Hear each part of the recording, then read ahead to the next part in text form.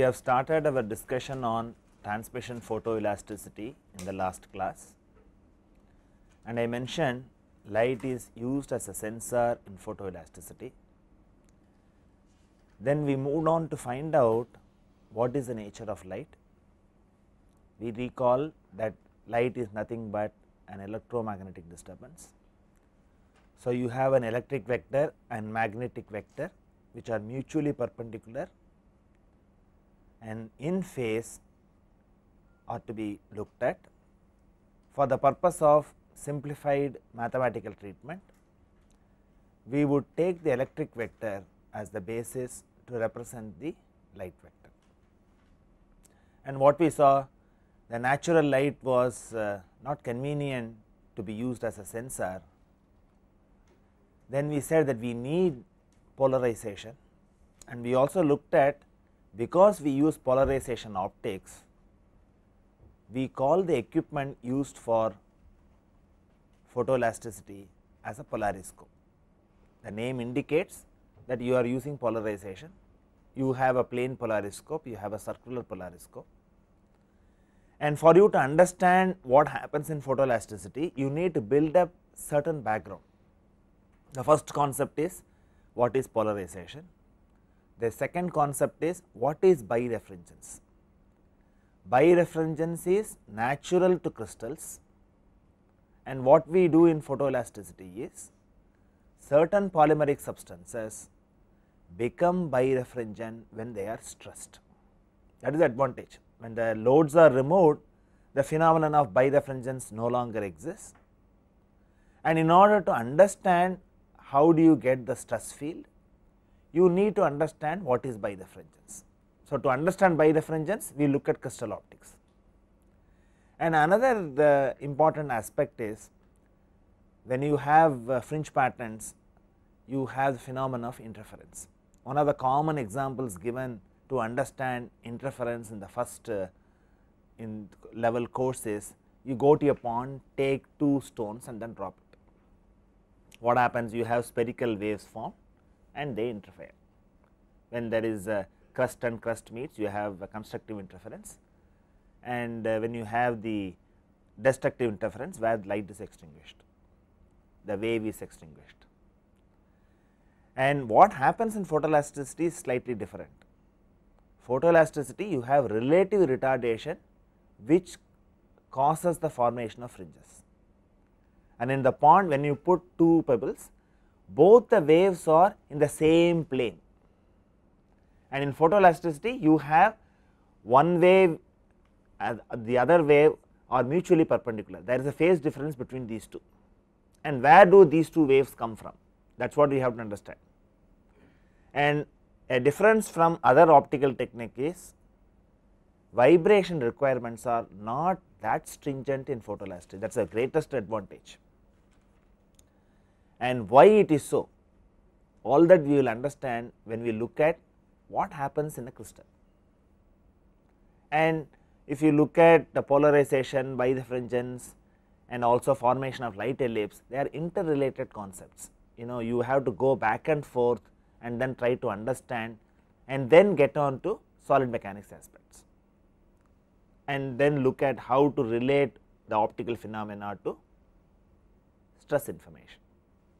And first look at what is polarization. So, I have a natural light which is so random, the magnitude as well as direction keeps on changing, and the moment you put a Polaroid sheet, you have a plane polarized light coming out after the Polaroid sheet, and this is only a statement.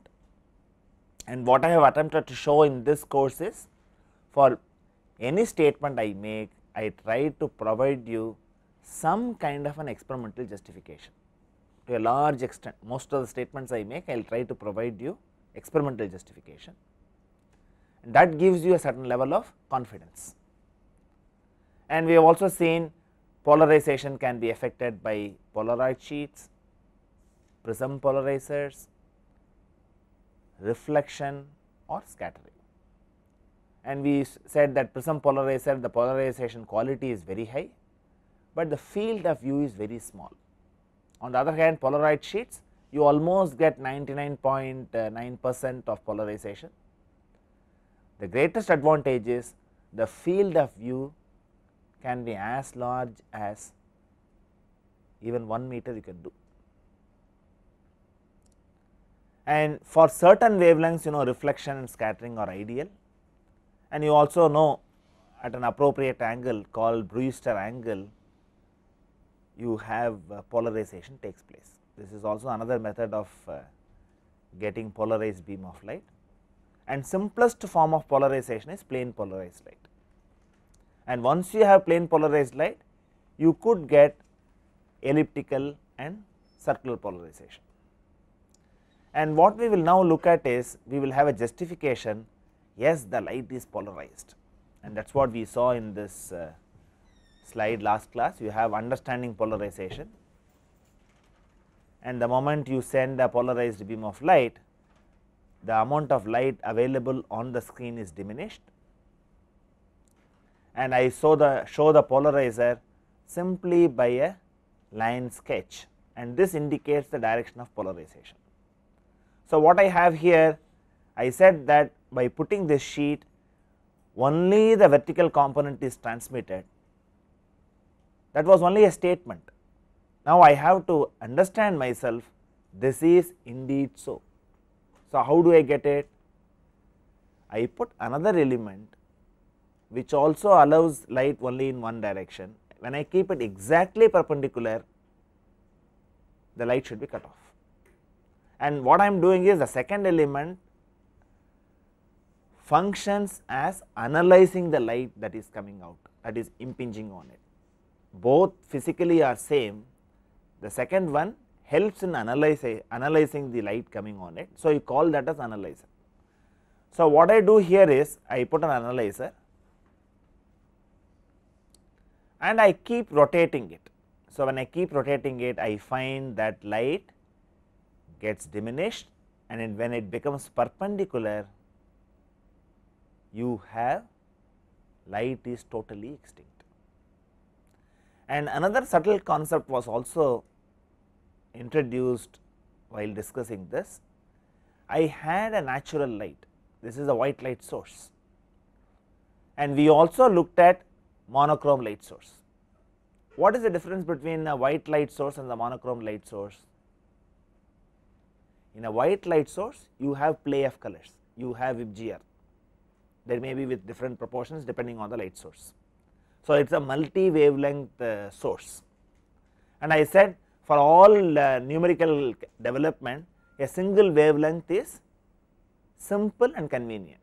Right now, people also have developed methodologies to find out, even in a multi wavelength as light source, how to interpret data. But for this initial development, we will look at a single wavelength. And what you saw here was, for a multi wavelength also, when the polarizer and analyzer are crossed, the light is extinguished. When I have a monochrome source also, the light is completely extinguished and you see black, and this is a very important aspect that you have to keep in mind, because when we go and put the model in between, when I go and put the model in between the polarizer and analyzer, we will also look at qualitatively how a fringe gets formed. We will not get into mathematics, first we will look at purely based on qualitative arguments, what could be the light extinction condition, and we will find out and logically develop. You would see contours of this nature, you would see contours of second nature, and so on and so forth. So, currently what we are having is, we are having only a polarizer and analyzer, and we saw that the entire field could be dark or the field could be bright. Next we move on to what happens in a isotropic media, because when we want to go into crystal, it is better that I recapitulate what happens in a isotropic medium first, and this all of you have seen in your school physics curriculum, but we will look at the same thing with our interest in mind. we will look at refractive index, but we will look at refractive index with a different perspective, and we will also look at from the point of view of polarization what happens. So, when I take an isotropic media, I have a incident ray and I have medium 1 shown by one color, medium 2 shown by another color. So, the light gets refracted,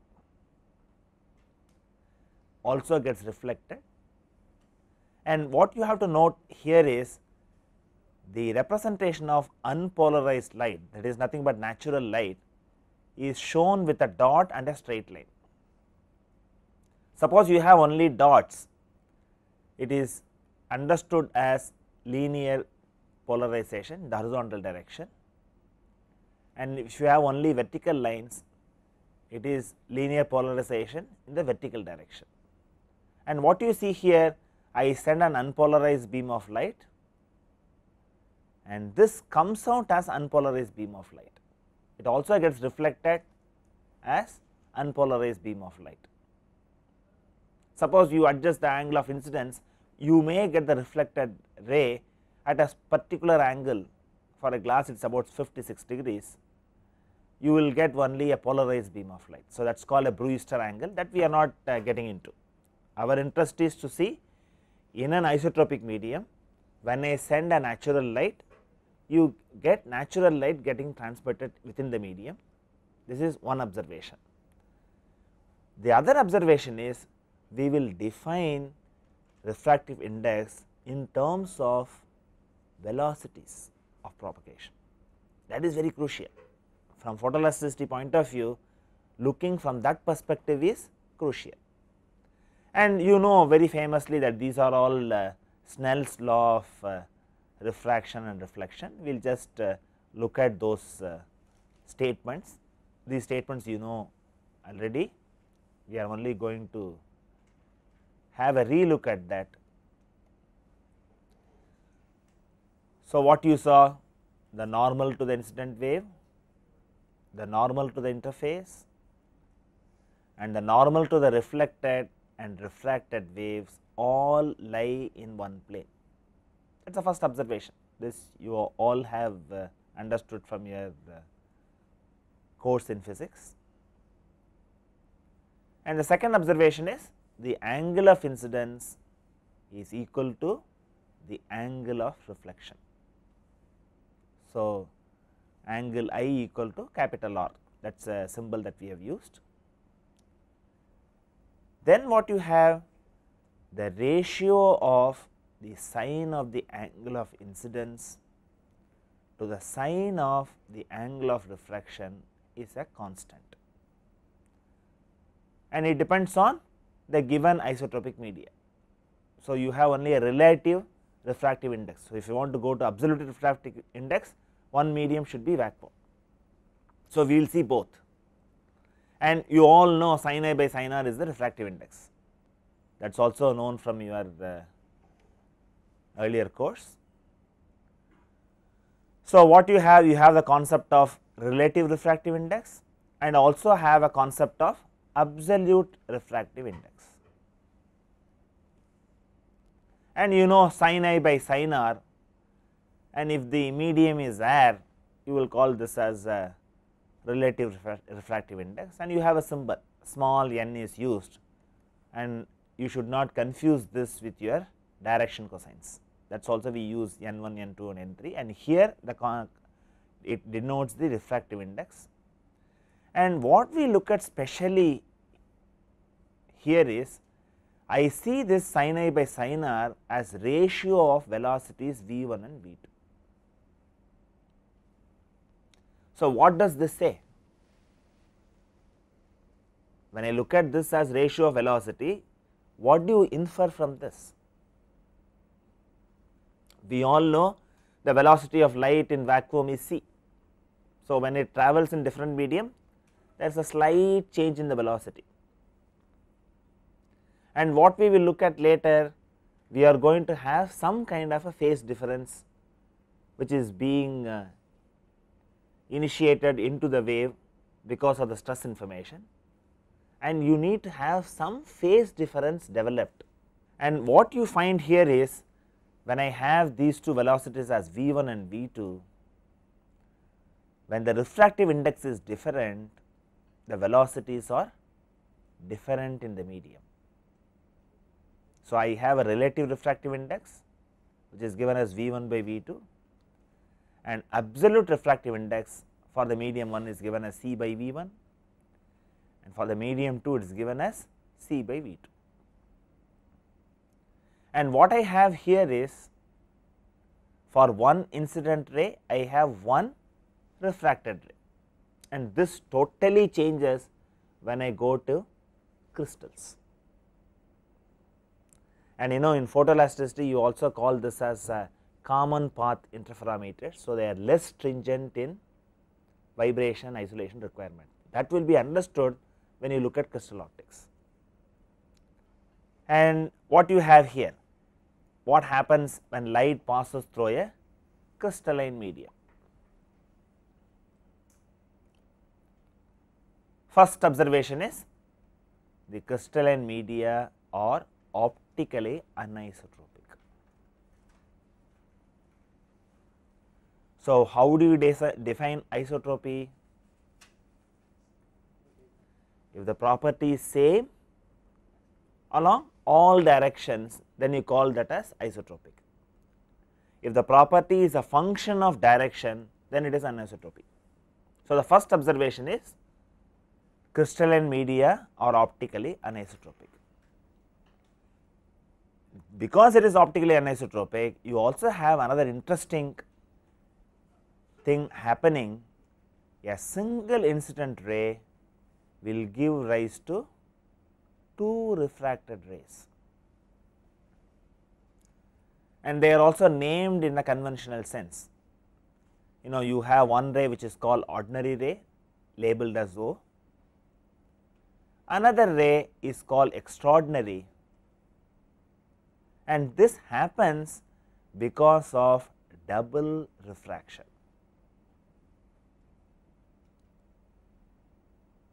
So, when you say why do you label it as extraordinary, even in our common life, somebody is extraordinary, he should have some special qualities, okay. And sometimes you also say somebody does not follow rules, he is an extraordinary person. So, what you find here is, the ordinary ray faithfully follows Snell's law, and under suitable conditions extraordinary ray violates Snell's law. That is why we read Snell's law first. So, one ray same as what you see in an isotropic medium. In addition, you have another ray which violates this law, and this violation is useful to us. This is useful to us in photoelasticity, and we exploit it. That is the advantage. So, you have for a single incident ray two refracted rays, ordinary and extraordinary. First, we will have a look at the ray diagram, and then as I mentioned, I will provide you an experimental justification for all these concepts. We will just look at the ray diagram, and what happens here.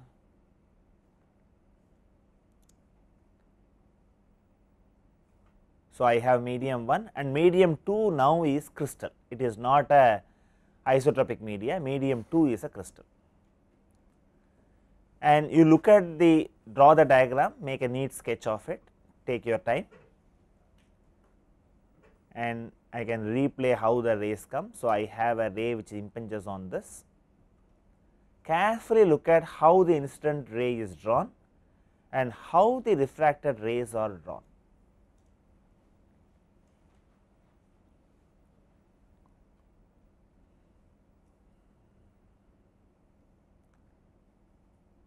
First observation is, for one incident ray I have two refracted rays. I have one as labeled as ordinary ray, another is labeled as extraordinary ray. And if you look at how do these rays are depicted, can you tell me the difference between the incident ray and the refracted rays? The incident ray is unpolarized but within the medium, because the medium does not end here, medium ends only here, within the medium I find the rays are polarized, that is represented by only straight lines in this and only dots in this, and the planes of polarization are mutually perpendicular. This is a very pertinent and important observation that you should keep in mind. So, I have two simple harmonic motion which are mutually perpendicular.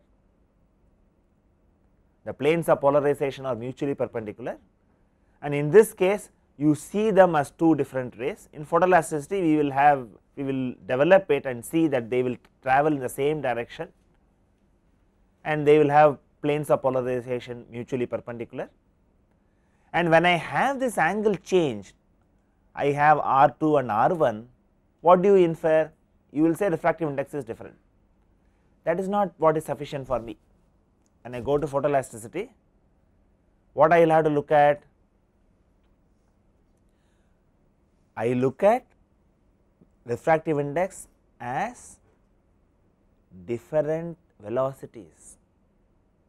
So, that gives you the information. See, when you look at holography, what happens? Light impinges on the model. If you are looking at metrology application, because of the 3-dimensional shape, the depths are different. So, you have a light which impinges and comes back. So, there is a phase difference. So, you need to have some form of phase difference, and that is not what happens in photoelasticity. Photoelasticity, it penetrates the model and it gets modified within the model, it acquires a phase difference, all that you can understand. So, what you find here is the model behaves like a crystal. The moment you have a crystal, a generic understanding is for one incident ray I have two refracted beams which are travelling at different velocities. Our interest is not just R1 and R2 are different, we do not want to look at it that way. We want, that is why we introduce the definition of refractive index more in terms of velocities. So, you have for one incident ray there are two refracted beams. First observation is they move with different velocities, their planes of vibration is mutually perpendicular, but in this case they travel in different directions, So, that is not going to be convenient from photoelasticity point of view, but this is used.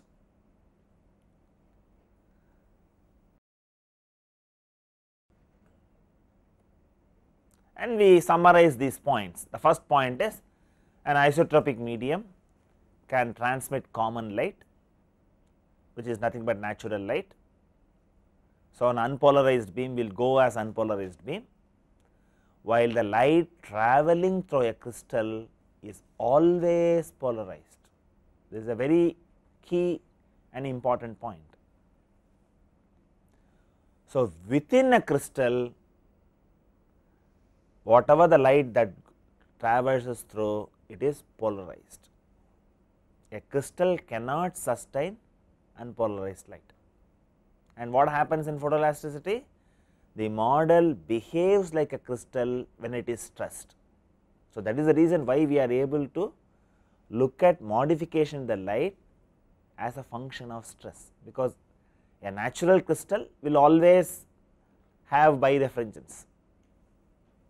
If you look, we are also going to look at wave plates, there are natural crystals, you will have two vibration and we will use it in an advantageous way. So, a crystal can transmit light, within the crystal it is always polarized. It is the first and foremost observation that we make. And we have seen very clearly the ordinary and extraordinary rays are plane polarized and their planes of polarization are perpendicular to each other. And this is again only a statement, you are only taking this statement because I am a teacher and you are listening to it. if you are a true student, you will have to question, is it really so? I have to do an experiment, you provide an opportunity to do the experiment and let me get convinced myself, yes, there are two beams seen and they are also polarized and their planes of polarization is mutually perpendicular. Do not you think that knowledge you should get, because you are learning science, you are not learning other pseudo science. Here we need proof for every statement we make. That is what we will look at. We look at in the next slide. I again come back to the letter beam. So, I have a image of the word beam written on a paper and you view it normally. Then what I do? I go and put a crystal on top of it. This is in normal light, you view it. The moment I put a crystal, I clearly see two sets of the word beam appearing. And we have seen within the crystal you have an ordinary and extraordinary ray, you have a two rays are being seen and you see two images. I also made one more statement, that these ordinary and extraordinary rays are polarized, and we have already looked at what is polarization. If there is a light beam is polarized, I can always analyze it by a polarizer, keep on rotating it. When the light is cut off, I will say that the original light was polarized.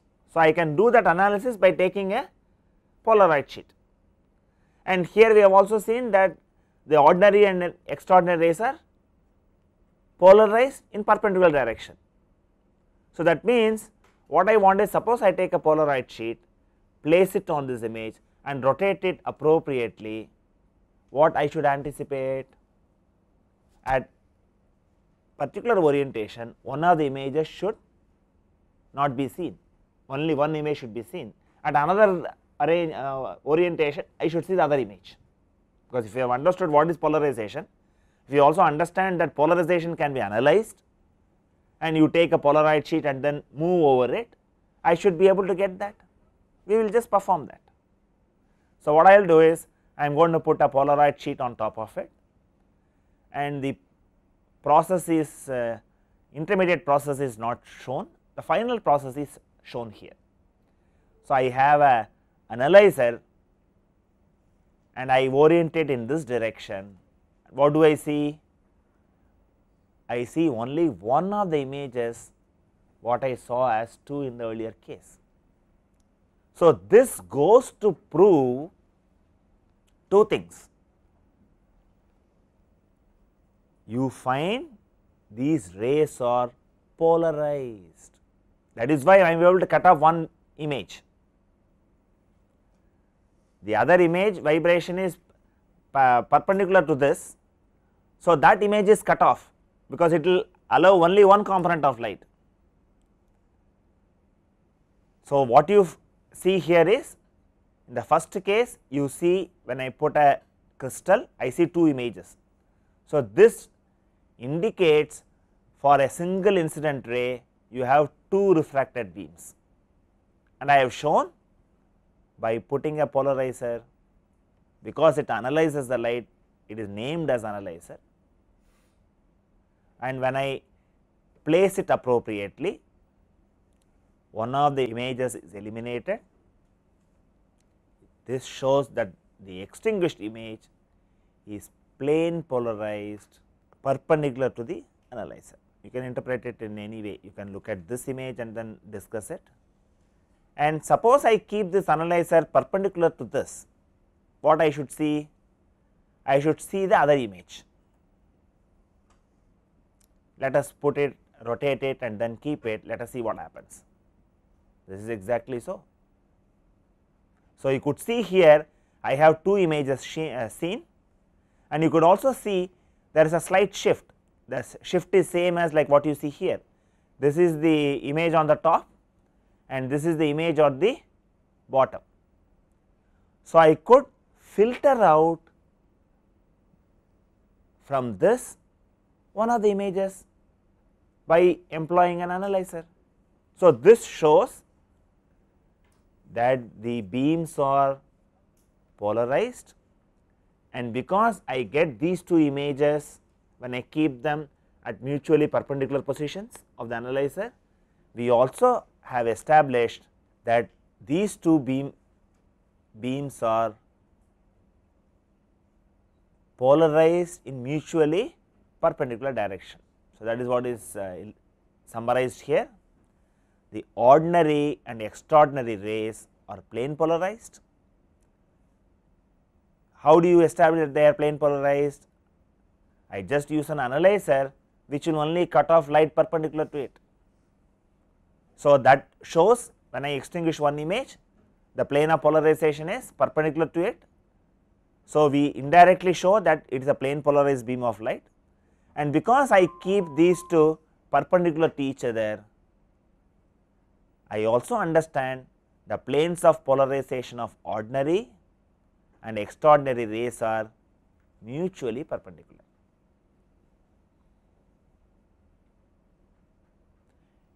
This helps in understanding photoelasticity, but in photoelasticity we do not want to see two images, we want to see it in a particularly different fashion. We will also bring in the concept of optic axis. We will look at the incident ray in relation to the optic axis, and we will find out one of these combination is advantageous for photoelasticity. That is what we will learn today. And what you have here is, I said that when you have a natural crystal, it has two refracted beams, ordinary and extraordinary ray, and you also have tables available which give you the ordinary ray refractive index and the extraordinary ray refractive index. And you can possibly, this is written for a large list, you write it for ice, you write it for calcite, these two are sufficient. So, that gives you an indication that you have two refracted beams which have different refractive indices. And what is important in photoelasticity? We look at these different refractive indices more from the point of view of velocities. We are not interested this is 1.6 and that is 1.4, we are only interested that these two waves will travel with different velocities. That is the key point. That is why we looked at the definition of refractive index not only as sin A by sin R, but also as ratios of velocities. So, in a crystal you have this naturally happening, and the crystal behavior is introduced because of the stresses. We are in a position to relate stresses to optical behavior, that is the crux of photoelasticity. And now what we will have to look at is, what is the direction of incident of light which is suitable for photoelastic analysis.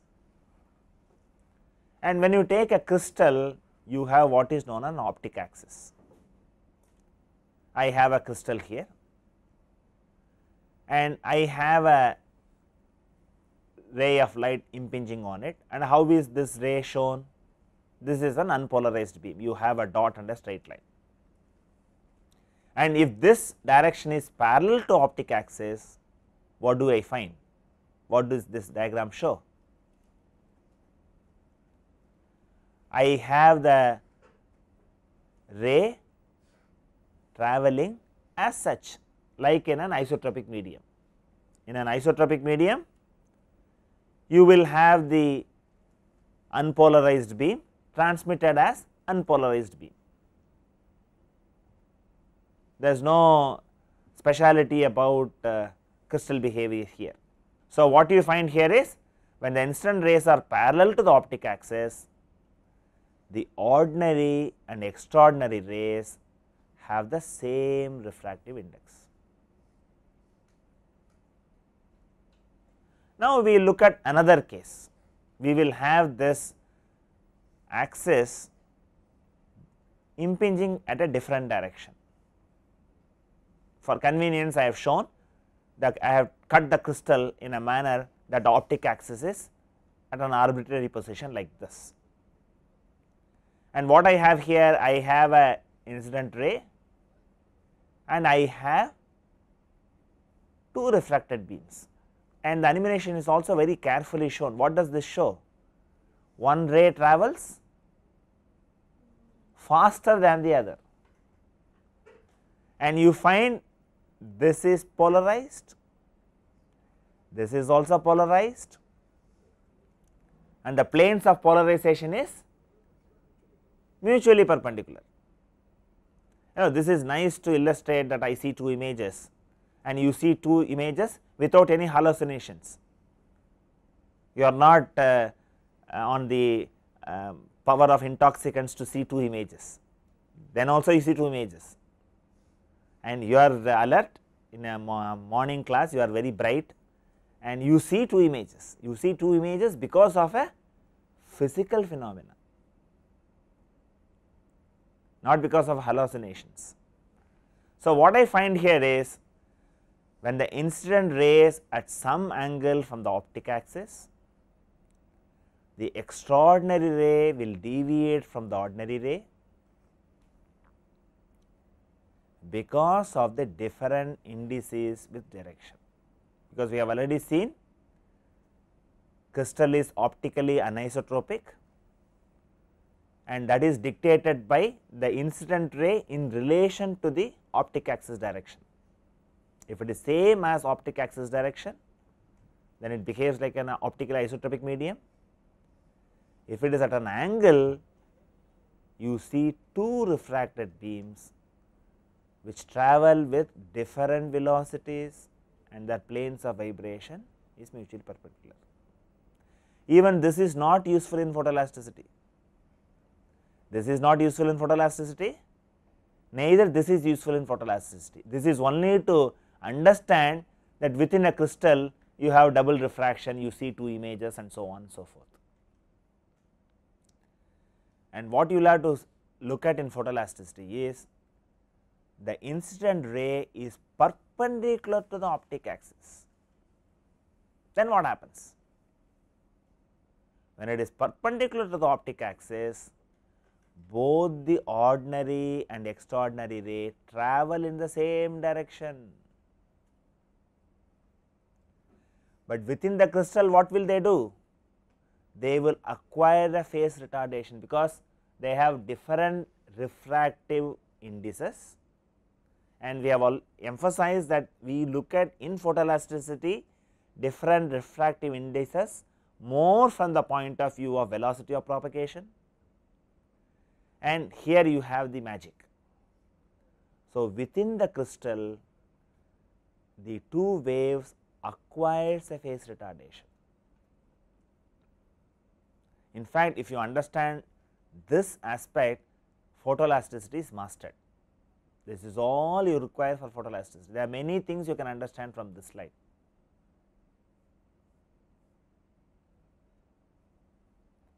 And what is summarized here? When the incident rays are perpendicular to the optic axis, the extraordinary ray will travel faster than the ordinary ray because of its lower refractive index, but it will travel in the same direction. It will travel in the same direction. This is very, very important, and you have already seen from a solid mechanics point of view, photoelasticity provides difference in principal stresses.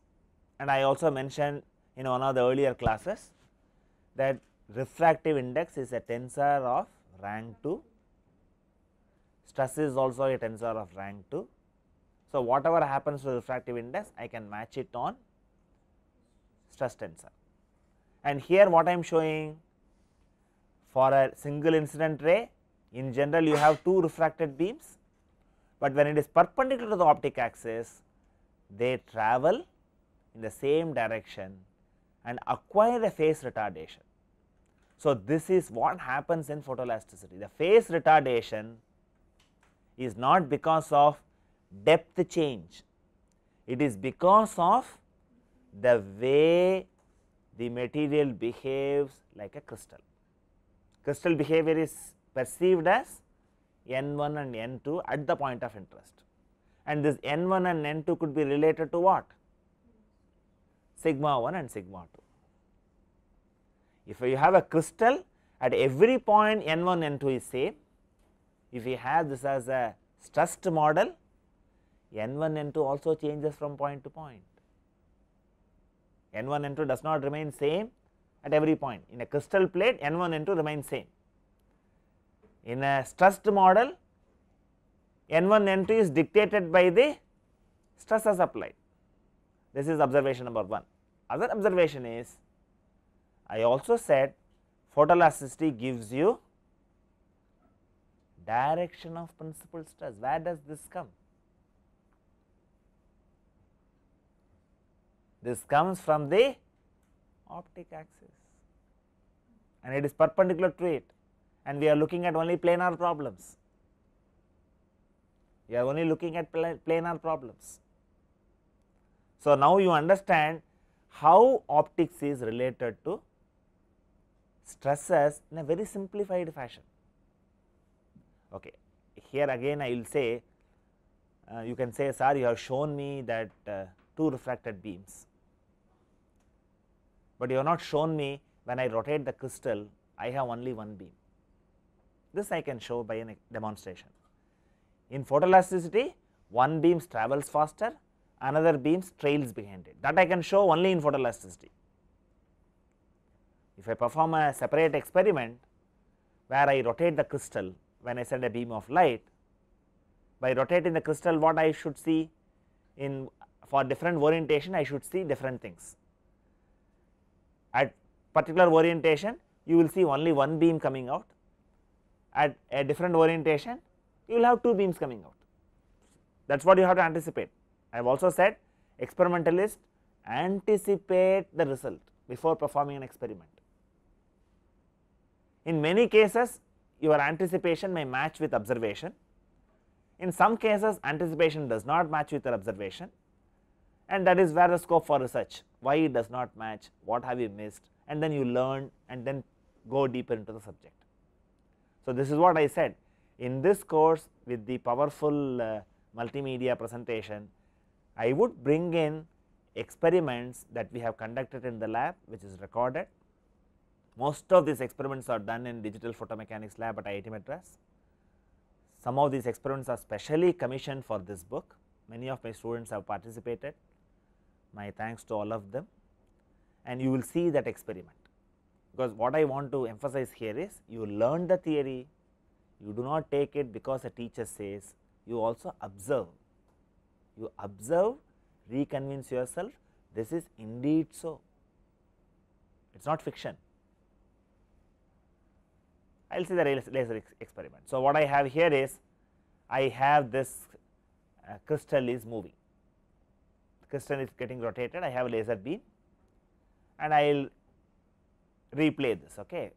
What you have to see, this is, I have a bright spot here, and what you will have to look for is, when I rotate the crystal, you will see 2 dots and merge into 1 dot. See, when the light is coming out of the crystal, then they will interfere. Suppose I have the light ray which is parallel to the optic axis or perpendicular to the optic axis, both will appear as 1 dot only. Only when I go to photoelasticity, I can show fringes. In fact, if you recall, in the last class I showed 2 plates. When I applied load, I saw beautiful patterns. Why do I see beautiful patterns? Instead of black background, I saw beautiful patterns. We will reason it out. So, that shows that light travels with different velocities.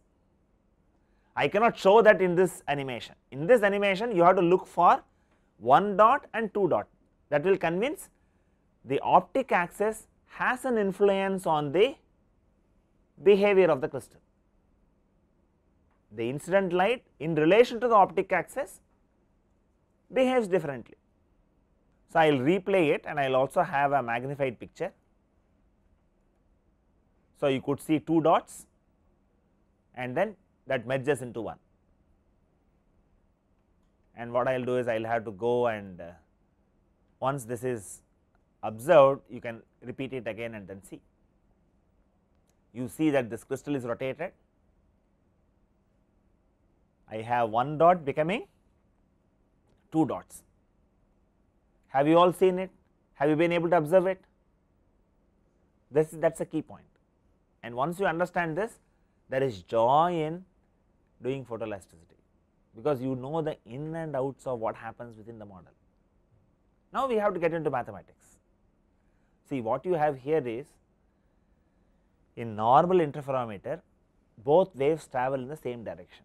So, if you go and look at books, you might have done when you have learned simple harmonic motion, wave addition, you might have done in one of your earlier mathematics courses without knowing where this would be applied.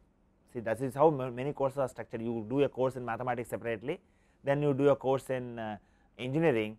Very rarely you find teacher bridges these two and show you what you learned there is what you apply it here, because while you learn a course in mathematics, you would have found out if I have waves travel in the same direction, if there is a phase difference, how do you add them?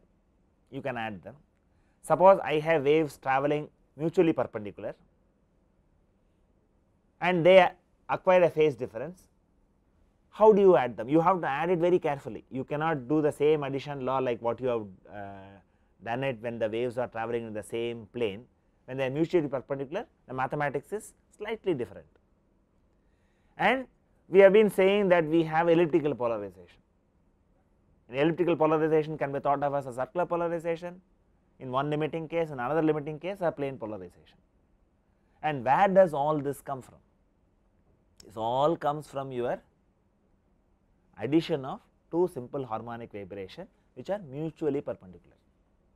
That is what we need in photoelasticity, and I have convincingly shown you have indeed 2 rays which move with planes of polarization perpendicular to each other, and we have already seen that this can be written as cos omega t or sin omega t.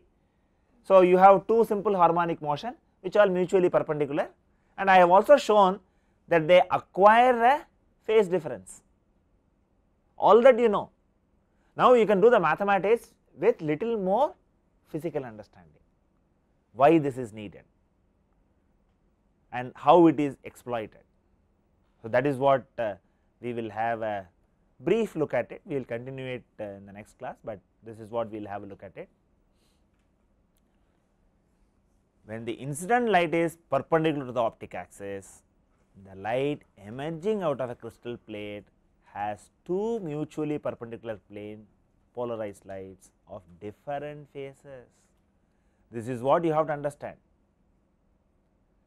They have different phases is very important, and you represent the light waves like this. So, I have 2 beams of light, one is given in the x direction, you call it as A x cos omega t plus alpha 1, and you call the other wave as E y equal to A y cos omega t plus alpha 2. So, this has one amplitude, this has another amplitude, amplitudes are not same. We are taking a very generic situation, we keep the amplitudes different, and we also have some absolute phase. Whenever you a generic representation will also have an absolute phase, alpha 1 can be 0 in a particular case, and you represent the second wave as omega t plus alpha 2. But what is important in photoelasticity? We are not interested in absolute phase. So, we will only look for difference in phase, because within the model you have difference in phase is acquired between the 2 waves because of the optical behavior, and this optical behavior is induced by stresses. So, it is fundamentally different from other interferometric techniques.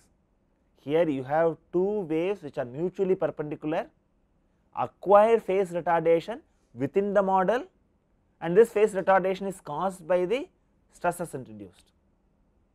So, this you will have to understand, this is subtle, and because one ray becomes 2, whatever happens to the one ray will happen to both the rays. So, vibration isolation is not a stringent requirement. So, that is how it comes. It is beautiful, it is a very nice marriage between physics and stress analysis. If you look at photoelasticity, that is why people enjoy. And also to enthuse you, God was so kind, He gave you nicely colored fringe patterns that you saw only in photoelasticity. You call that as isochromatics beautifully. Iso means constant, chroma means color. So, you see contours of constant color, and this I will see in a white light. So, in this class what we focused was, for photoelasticity you need to understand there are 2 beams which travel within the model and they acquire phase retardation, and these 2 beams are plane polarized and the planes of polarization are mutually perpendicular, and this comes from an understanding of crystal optics, because a crystal by its very nature behaves like this. By its very nature it behaves like this, whereas in photoelasticity the model temporarily behaves like a crystal when loads are applied. When loads are removed, the crystal behavior is different, and this will see, we will develop it in the future classes, and you will also appreciate, because if you have this understanding you can go and develop newer philosophies in data acquisition. That is how research develops. There are 2 aspects, one is how to use the technique. How to use the technique may be having few steps.